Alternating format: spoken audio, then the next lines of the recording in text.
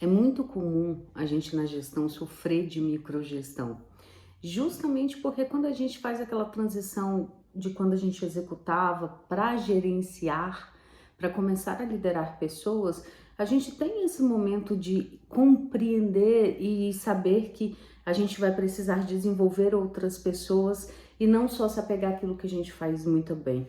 E é muito importante que todo gestor tenha muito cuidado para que não transforme ali um momento de capacitação, de desenvolvimento dos profissionais ou de acompanhamento, que é o seu papel, de orientação em uma microgestão. E essa linha sempre é muito tênue.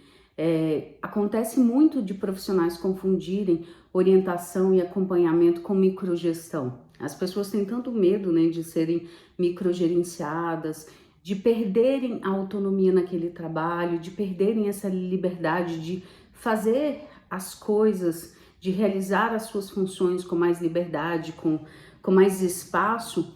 Então elas costumam até entender qualquer acompanhamento, qualquer orientação como uma microgestão. Mas você também, como gestor, precisa ter o cuidado para não estar microgerenciando, para não confundir essa orientação e você acabar invadindo e sobrepondo o espaço da sua equipe. E para você entender o que é microgestão, você tem que entender que é aquilo que você faz que não é sua função. É você sobrepor o trabalho de uma outra pessoa. É quando você deixa de orientar para você muitas vezes executar ou ditar como a pessoa vai fazer alguma coisa. E você, para se livrar, agora a gente conhece o conceito da microgestão, só que a gente precisa conhecer como que a gente se livra disso. Porque eu acredito que todo gestor, eu particularmente já passei pela microgestão em vários momentos.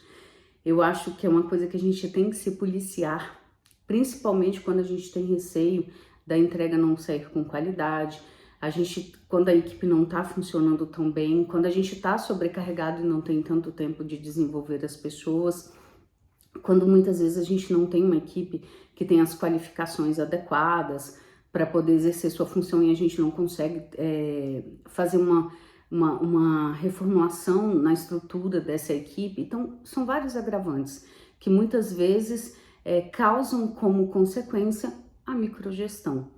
Mas a gente precisa se policiar, a gente precisa entender, porque se a gente não conseguir compreender isso, a gente vai continuar microgerenciando e afastando as pessoas. E a gente vai perder a confiança da nossa equipe, as pessoas vão deixar de estar engajada com o trabalho, elas não vão ter mais engajamento, motivação. Então tudo isso precisa ser olhado com muita cautela. Como que a gente faz na prática ali para tentar combater a microgestão? Se você faz uma microgestão, porque podem ter duas causas para você microgerenciar. A primeira causa é quando você tem insegurança do seu papel. Você está ali apegado a tudo que você faz bem como executor, mas você ainda não conseguiu entender e fazer essa transição para a gestão. Você ainda não consegue ocupar esse lugar em termos de competências e habilidades.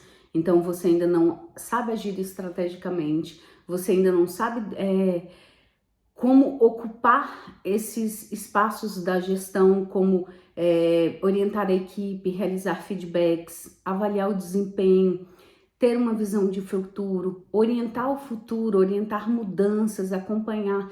Você ainda não consegue ter esse posicionamento estratégico de gestão, essa atuação muito mais estratégica. E isso te deixa preso na execução, e faz com que você muitas vezes sobreponha o trabalho das outras pessoas, porque você não sabe realmente como fazer o seu. Muitas vezes você não foi orientado, não foi capacitado, então você fica preso naquilo que você sempre fez, só que ocupando um outro lugar. Se não é o seu caso, ou se é o seu caso, é importante, né, trabalhar para poder mudar isso, entender melhor ali quais são suas responsabilidades e as suas atribuições como gestor. Você também pode fazer a microgestão, muitas vezes, pelo receio que você tem do trabalho não sair bem feito, pela necessidade de ter certeza de que as coisas vão sair na qualidade esperada, no prazo esperado, essa insegurança do outro estar fazendo alguma coisa e isso sair do seu controle, pode fazer com que você microgerencie, e geralmente é ali o sintoma mais provável, a causa, na verdade a causa, né, mais provável da microgestão, essa insegurança que a gente tem em relação à eficiência do trabalho. Mas como que a gente elimina isso? Como que a gente trata isso? Desenvolvendo e capacitando as pessoas. Tendo cuidado na hora da gente delegar, na hora da gente passar uma demanda. Que muitas vezes esse processo da equipe não fazer as coisas como precisam e a gente acabar se sentindo inseguro e tomando as coisas para a gente mesmo realizar, está muito ligado a como a gente faz essa passagem, a como a gente aloca, a gente orienta essas pessoas. Então é muito importante entender que tem um passo para isso acontecer. O primeiro passo sempre é você fazer junto. Se esse profissional ele não tem essa expertise e ele não domina aquilo que precisa ser executado, o seu primeiro passo não é só orientar, é você fazer junto, ou ter uma pessoa ali, um tutor que você definir, que vai fazer junto com essa pessoa. Além de explicar, de passar toda uma documentação, todos os insumos necessários, todas as informações, inclusive registradas para que ele possa consultar depois, você precisa ter um período em que você faça junto com a pessoa, ou um outro profissional, né, indicado, possa fazer para que essa pessoa consiga realmente ter o aprendizado necessário. Porque às vezes, a depender da complexidade daquilo que precisa ser realizado, ela vai precisar de um tempo para compreender e para aprender realmente. E muitas vezes tem que colocar a mão na prática, tem que exercitar, tem que fazer, tem que ter tempo para errar, para corrigir esses erros. E depois que você passa essa fase de fazendo junto, você passa uma fase acompanhando. A pessoa vai realizando esse trabalho e você vai acompanhando de muito perto. Você vai olhando tudo o que é feito e corrigindo no detalhe. E qual que é a diferença entre fazer isso, que você está corrigindo todos os detalhes e acompanhando, da microgestão? A diferença é o objetivo. Quando você está acompanhando para desenvolver e para capacitar essa pessoa, para fazer essa capacitação, você tem um propósito específico. O seu objetivo é que em um determinado tempo essa pessoa consiga assumir essa execução sozinha. É diferente da microgestão. Você está fazendo simplesmente porque você não está capacitando o profissional. Então, é bem diferente a situação. Geralmente é a mesma coisa, mas quando muda o objetivo e o formato, muda sim a classificação. Um é orientação e o outro é microgestão.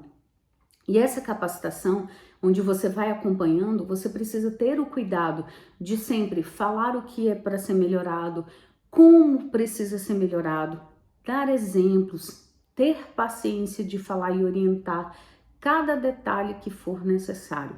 É lógico que cada profissional vai ter um tempo de aprendizado. Muitas vezes uma pessoa vai conseguir aprender de forma muito mais rápida. Algumas pessoas não vão gostar de uma orientação muito próxima, mas elas conseguem se capacitar de maneira mais autônoma, outras não. É por isso que o seu olhar de gestão ele precisa ser personalizado. Precisa entender como cada profissional vai necessitar desse acompanhamento e dessa ajuda. Até para você não impor isso e não deixar isso uma situação desconfortável. E também para você sentir a necessidade real. Porque muitas vezes um profissional vai falar que não precisa, que não tem que ele consegue se virar sozinho, mas as entregas dizem outra coisa. Então também você vai balizar ali entre o que ele fala e o que realmente acontece no dia a dia. E depois desse processo de acompanhamento muito próximo, para garantir que ele conseguiu ter o entendimento e que ele consegue fazer essa condução, você vai para uma fase que é só orientar e observar. Então você vai observando e fazendo as orientações que forem pontuais. Você vai pontuar aquilo que ele precisa ainda ajustar, o que precisa ser melhorado. Muitas vezes pode ser em relação à execução ou a comportamento. E após essa fase, o que você vai fazer? O seu papel de gestão. E você vai entender ali dentro de cada demanda, de cada atribuição que houver, Qual que é o seu papel ali, onde você entra para orientar, onde você deve entrar para acompanhar, e isso já vai estar alinhado. Isso já entra dentro de um fluxo normal de gerenciamento. Prazo para isso, não existe um prazo pré-determinado. Pode ser de uma semana a meses, vai depender do profissional, da complexidade e também da sua atuação como gestor.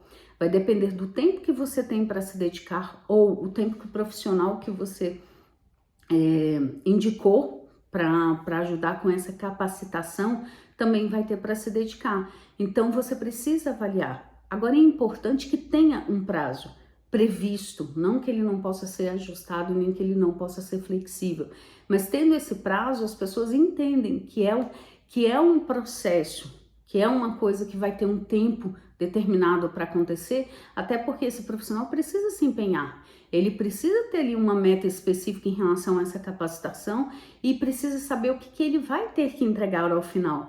Quais são as competências ali, o desempenho que ele precisa ter no final desse processo para saber que ele tem agora ali a capacidade de realizar realmente a execução dentro do que é esperado. E isso cria mais confiança e segurança para que esse profissional consiga exercer bem o seu trabalho. E você fez muito bem o seu trabalho de gestão em dar essa oportunidade, em fazer esse processo da melhor forma possível. Então, quando a gente fala em combater o microgerenciamento, não é só você largar as coisas na mão da equipe, é você conseguir estruturar o ambiente para a equipe se sentir segura para realizar bem a sua função.